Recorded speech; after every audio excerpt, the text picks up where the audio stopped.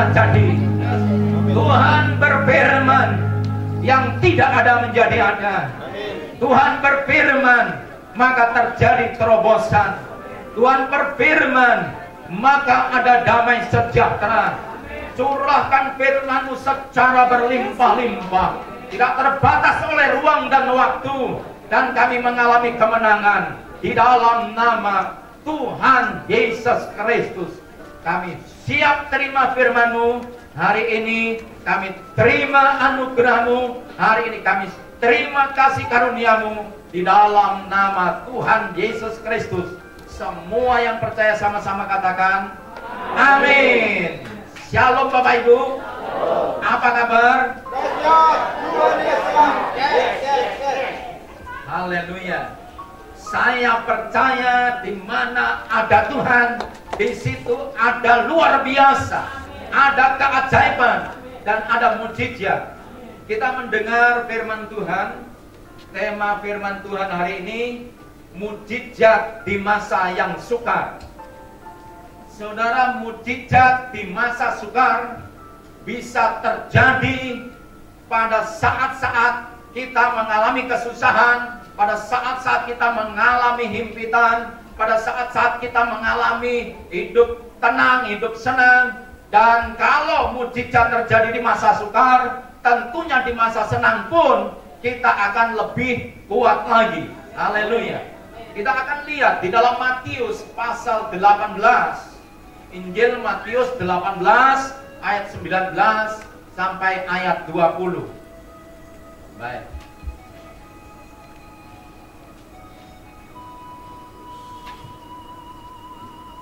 Kita akan membaca sama-sama. 1, 2, 3. Dan lagi aku berkata kepadamu, jika 2 orang daripadamu di dunia ini sepakat meminta apapun juga, permintaan mereka itu akan dikabulkan oleh Bapakku yang di sorga. Sebab di mana 2 atau 3 orang berkumpul dalam namaku, di situ aku ada di tengah-tengah mereka. Perhatikan Bapak Ibu yang dikasihi oleh Tuhan. 2-3 orang berkumpul, Allah hadir. Dan ketika mereka sehati sepakat meminta, apapun permintaannya dikabulkan oleh Tuhan.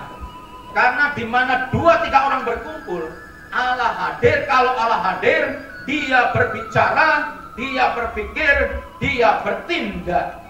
Makanya ketika Tuhan hadir di tengah-tengah kita, maka Tuhan akan beracara. Nah, Bapak Ibu yang dikasihi oleh Tuhan, 2-3 orang dikatakan bahwa tubuhmu adalah bait Roh Kudus. Baik secara personal atau pribadi, buat tubuh kita ini adalah bait Roh Kudus. Tetapi berbicara tentang persekutuan, bahwa tubuhmu adalah bait Roh Kudus, itu perkumpulan. Artinya, ketika kita berdoa sendiri, Tuhan juga hadir. Ketika 2 orang berkumpul, Allah hadir. Di sini Tuhan ingin menegaskan bahwa Tuhan sedang memanggil gerejanya. 1 orang percaya, 1 orang bertobat, itu gereja Tuhan akan terbentuk. Ketika ada 2 orang, maka gerejanya terbentuk. Nah, apa tujuan Tuhan memanggil gerejanya? Ketika 1 orang percaya, 2 orang percaya, 3 orang percaya, sekumpulan orang percaya, Tuhan tebus.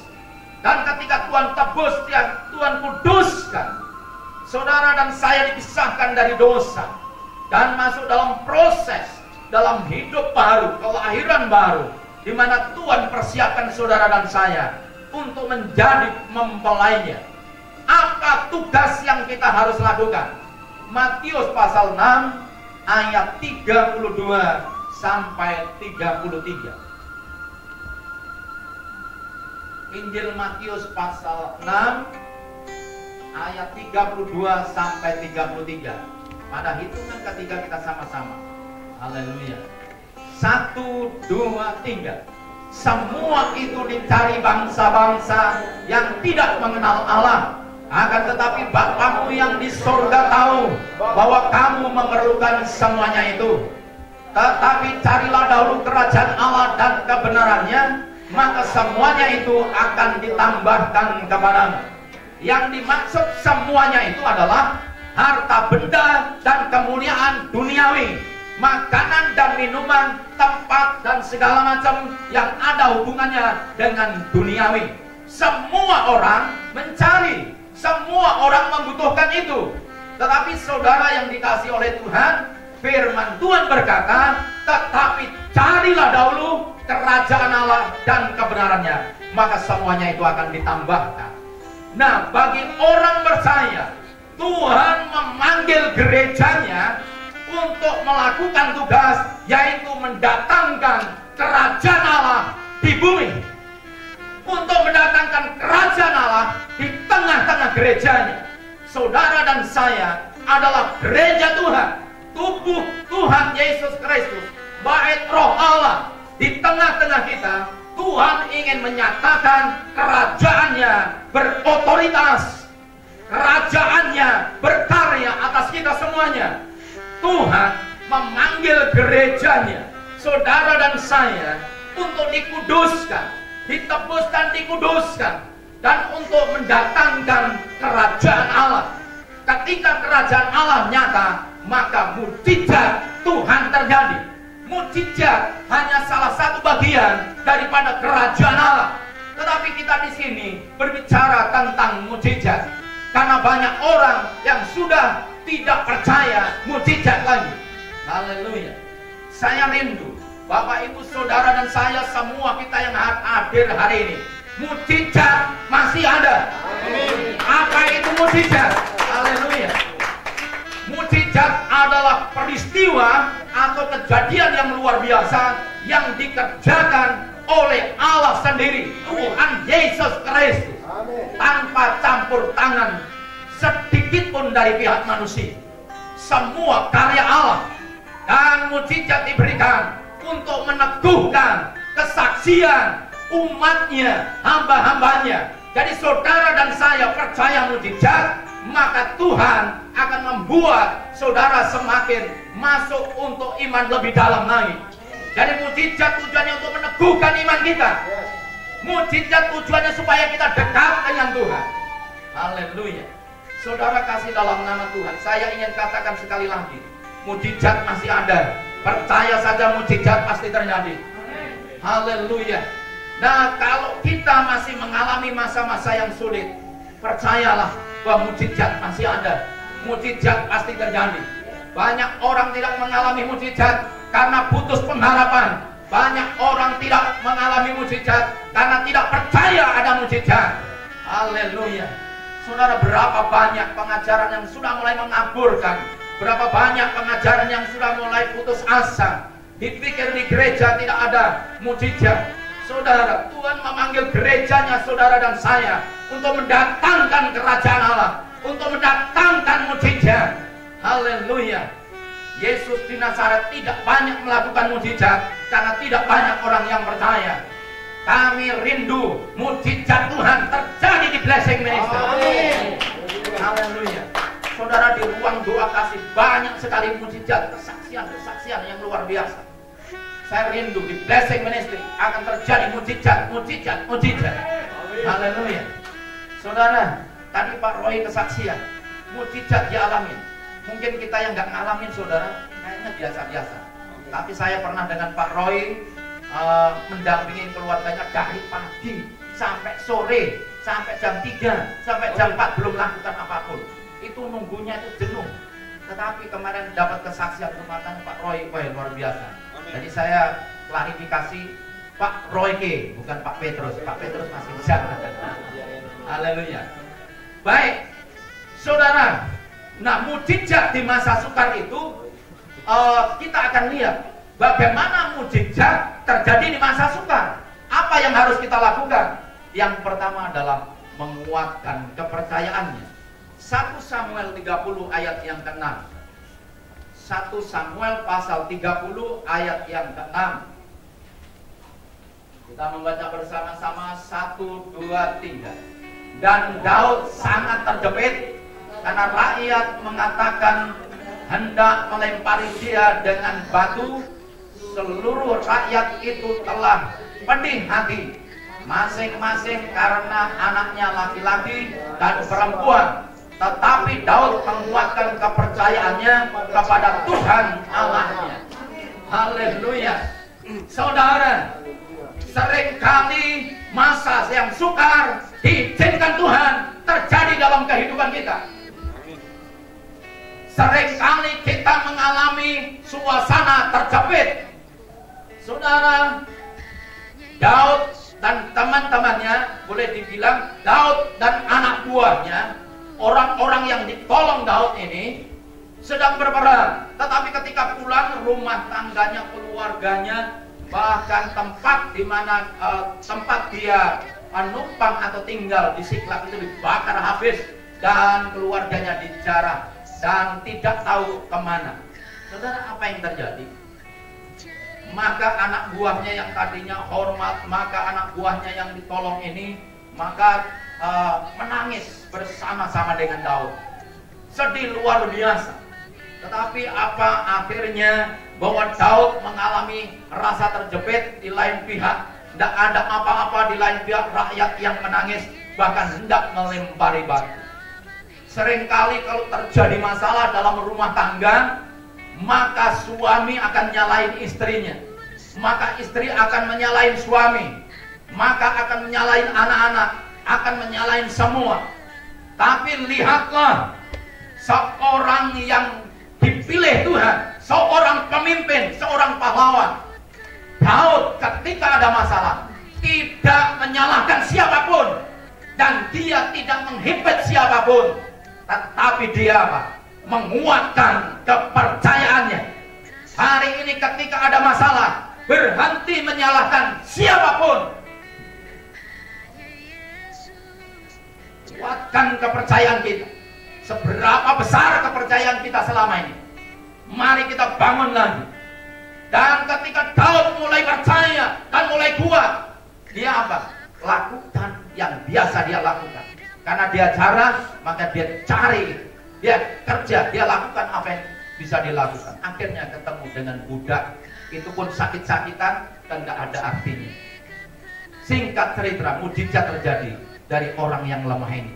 Budak ini dikasih makan, dirawat, akhirnya sehat, baru memberitahu, beberapa hari yang lalu mengadakan penjarahan, Tuhan kami ke sana. Justru mujizat terjadi dari tempat orang yang tidak dipandang. Saudara, seringkali mujizat terjadi dari orang-orang yang sama sekali tidak kita duga, bahkan terhina, bahkan tidak masuk hitungan.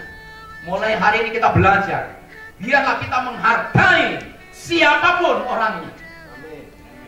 Hanya berharap kepada Tuhan. Amin. Sementara kita melakukan apa yang bisa kita lakukan, sementara kita menghargai orang lain, mujizat Tuhan dinyatakan. Masa yang sukar, masa yang sulit diizinkan, sering dipakai Tuhan untuk mendatangkan mujizat Tuhan.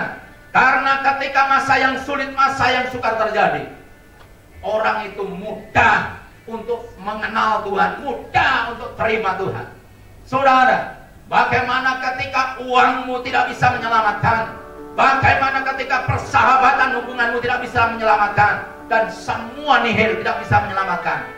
Justru di situ mujizat Tuhan akan terjadi kalau kita berserah kepada Tuhan. Saya ingatkan sebagai hamba Tuhan, jangan tunggu kita mengalami masa yang sukar. Andalkan Tuhan, percaya Tuhan. Mujizat bisa terjadi ketika saudara tidak mengalami kesusahan, ketika saudara lagi happy-happy, ketika saudara lagi baik-baik saja, tetapi mengandalkan Tuhan, percaya mujizat bisa terjadi, saudara. Makanya Ishak, saudara, ketika dia menabur, ketika dia sukacita, diberkati makin lama makin kaya, makin kaya, makin kaya, makin kaya. Hari ini ada masalah atau tidak ada masalah, percayalah, mujizat masih ada, mujizat masih terjadi, dan Tuhan berikan bagi saudara dan saya. Saudara, Tuhan ingin memberkati saudara lebih dari hari ini. Yang setuju katakan amin. Yang setuju beri kemuliaan yang paling meriah bagi Tuhan. Saudara, jangan puas dengan seperti ini. Jangan biasa-biasa. Ada sesuatu yang luar biasa yang Tuhan ingin sediakan. Saudara, kalau Tuhan memberkati saudara, maka keluarga akan merdeka, keuangan akan aman. Saudara usahakan ada waktu untuk melayani Tuhan, ada waktu untuk mengutamakan Tuhan. Tuhan akan beri lebih dari apa yang kita pikirkan. Haleluya. Yang kedua, saudara kasih dalam nama Tuhan, apa yang harus kita lakukan di masa-masa yang sukar?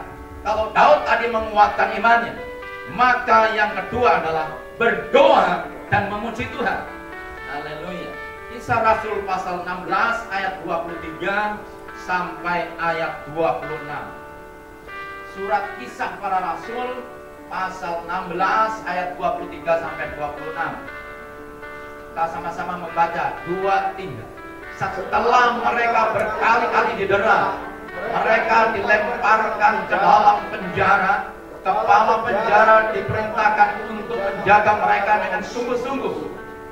Sesuai dengan perintah itu, kepala penjara memasukkan mereka ke ruang penjara yang paling tengah dan membelenggu kaki mereka dalam pasungan yang kuat. Tetapi kira-kira tengah malam, Paulus dan Silas berdoa dalam menyanyikan puji-pujian kepada Allah, dan orang hukuman lain mendengarkan mereka. Ayat 26. Akan tetapi terjadilah gempa bumi yang hebat, sehingga sendi-sendi penjara itu goyah, dan seketika itu juga terbukalah semua pintu dan terlepaslah belenggu mereka semua. Saudara, mujizat terjadi ketika berdoa dan memuji Tuhan. Saudara, saya sering praktekkan ketika hati nggak nyaman, hati nggak damai sejahtera, mulai saya berdoa, mulai memuji-muji Tuhan. Benar saudara, ketika kita berdoa dan memuji Tuhan, maka kemenangan itu kita kuat. Nah saudara, perhatikan, saya ingin ajak bahwa gambaran saudara, bayangan saudara, Rasul Paulus dan Silas ini sebelum didera, mereka itu jubahnya dilepaskan, bajunya dilepaskan, kemudian berkali-kali didera, artinya dilepaskan jubahnya itu dipermalukan. Didera itu dipermalukan, disakitin, udah dipermalukan, disakitin, dimasukkan, dibelenggu, gak bisa apa-apa.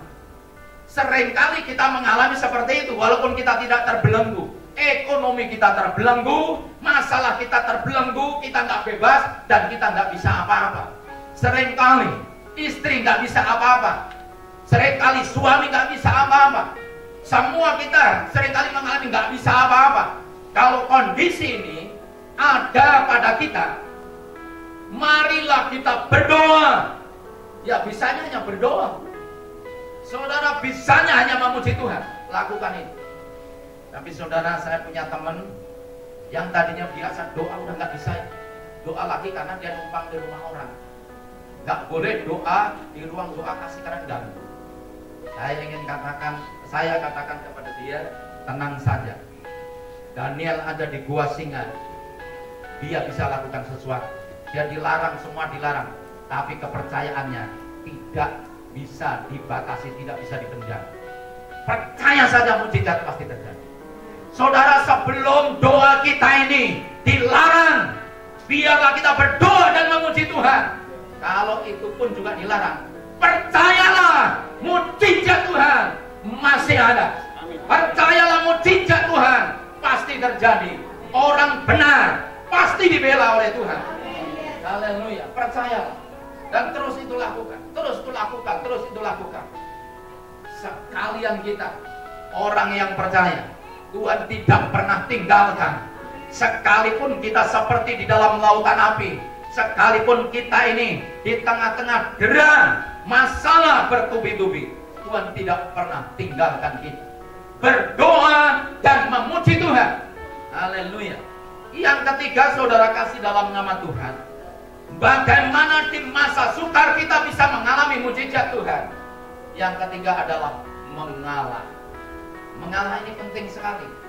Coba kita lihat di dalam Kejadian pasal 26. Kejadian 26 ayat 22 sampai 23. Ya. 1, 2, 3. Ia pindah dari situ dan menggali sumur yang lain lagi. Tetapi tentang sumur ini mereka tidak bertengkar.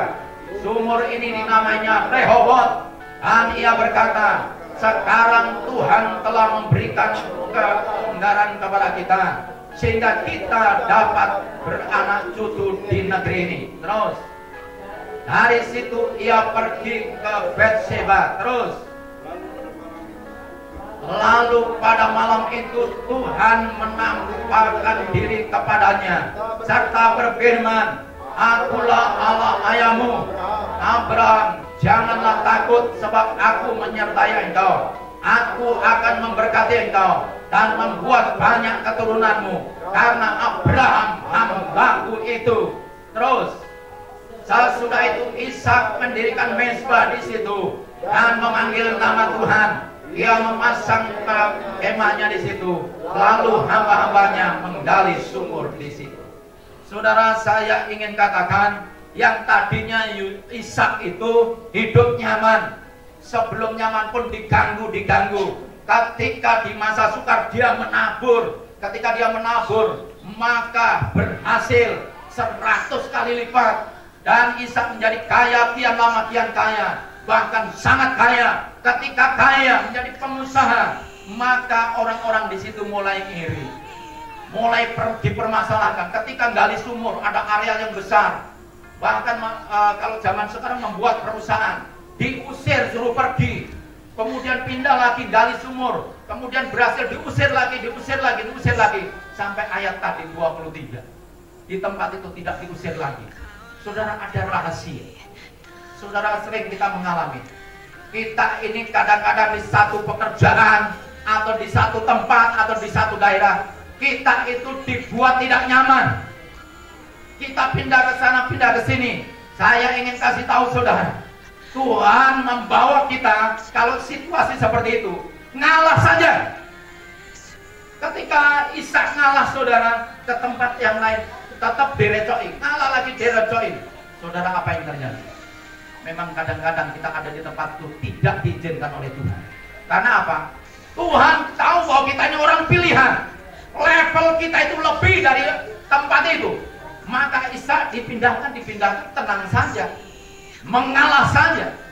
Nah, setelah di tempat itu baru Tuhan menampakkan diri, dan Tuhan berbicara, aku akan memberkati engkau.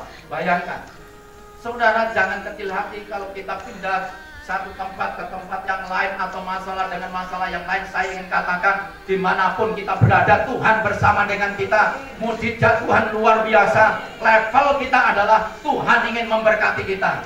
Saudara, apa yang kita alami hari ini, percayalah, itu semua karena Tuhan. Tuhan ingin berbicara. Ketika kita mengalah, ketika kita tidak ada dendam, tidak ada dengki, maka mujizat demi mujizat akan terjadi. Tuhan melihat orang-orang yang siap jadi pemimpin. Tuhan ingin melihat orang-orang yang siap diberkati.